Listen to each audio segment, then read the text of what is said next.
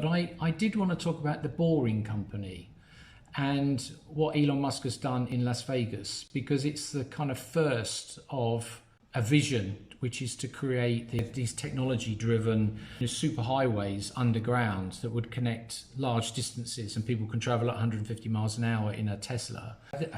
It is one of those things where the aspiration, and particularly anything to do with Elon Musk, is always an out-of-world kind of aspiration. And this whole idea that they could connect Las Vegas and Los Angeles by this huge underground tunnel. These tunnels are earthquake resistant. They don't create congestion on the roads because they all essentially drive extremely fast to each other at the same speed. And they do seem to be safe. I think the project for Las Vegas, which is only about 2 miles and was the first one, that cost about $50 million, which doesn't sound like a huge, and it has a massive impact because it's essentially from one end of the strip to the other.